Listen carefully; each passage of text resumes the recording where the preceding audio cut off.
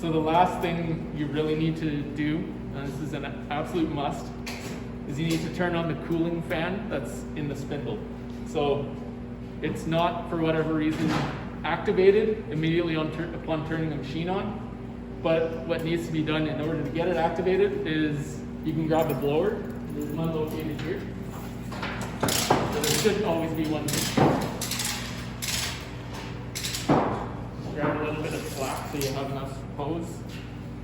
And then, I believe it's from this side, just give it a blow on an angle.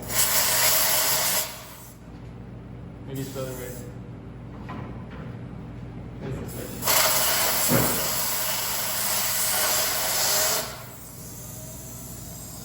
There.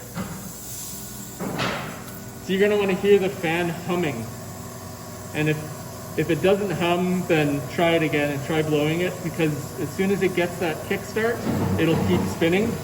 And that's to keep the spindle from overheating and damaging the inside workings of the spindle, which is pretty risky to run it for a long period of time without the fan running.